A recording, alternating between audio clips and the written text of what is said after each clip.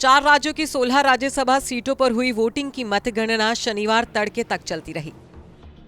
सबसे आखिर में महाराष्ट्र के नतीजे आए।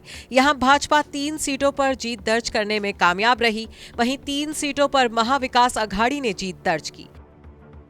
महाराष्ट्र के अलावा हरियाणा के नतीजों में काफी देरी हुई। यहां कांग्रेस को जोरदार झटका लगा और पार्टी के उम्मीदवार अजय माकन को हार का सामना करना पड़ा। हरियाणा में भाजपा के कृष्ण लाल पंवार तो वहीं निर्दलीय प्रत्याशी कार्तिकेय शर्मा ने जीत दर्ज की। महाराष्ट्र की बात करें तो केंद्रीय मंत्री और भाजपा उम्मीदवार पीयूष गोयल 48 वोट हासिल करने में कामयाब रहे।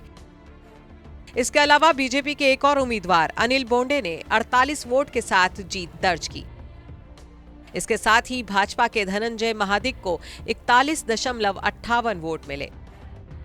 एनसीपी के प्रफुल्ल पटेल को 43 वोट मिले। वहीं शिवसेना की तरफ से राज्यसभा उम्मीदवार संजय राउत ने भी 41 वोटों के साथ जीत दर्ज की।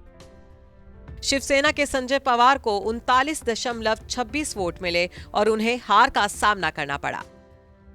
कांग्रेस की तरफ से उम्मीदवार बनाए गए इमरान प्रतापगढ़ी 44 वोट हासिल कर जीत गए। बता दें कि महाराष्ट्र की 6 सीटों पर 7 उम्मीदवार थे। छठी सीट के लिए शिवसेना के संजय पवार और बीजेपी के धनंजय महादिक में मुकाबला कांटे का था। मुख्यमंत्री उद्धव ठाकरे के लिए यह प्रतिष्ठा की लड़ाई थी, लेकिन वो अपने उम्मीदवार जिताने में नाकाम रहे। वहीं हरियाणा में भी कांग्रेस को बड़ा झटका लगा। यहां 2 सीटों में से एक बीजेपी ने जीती और दूसरी मीडिया घराने के मालिक और निर्दलीय उम्मीदवार कार्तिकेय शर्मा ने जीती। अजय माकन के लिए पार्टी ने शुरू में जीत का दावा किया था, लेकिन वो हार गए। कार्तिकेय शर्मा और अजय माकन को 29 वोट मिले थे, लेकिन भाजपा के 66 वोट मिल जाने के बाद कार्तिकेय के वोट 2966 हो गए और उनकी जीत हो गई। और वहीं कांग्रेस के लिए राहत राजस्थान में देखने को मिली, जहां कांग्रेस अपनी तीनों सीट जीतने में कामयाब रही।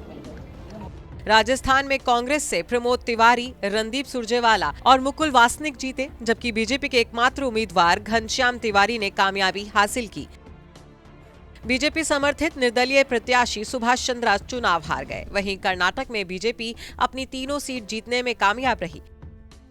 बीजेपी से निर्मला सीतारमण, जगदेश और लहर सिरोहा चुनाव जीते, जबकि कांग्रेस से जयराम रमेश ने जीत हासिल की।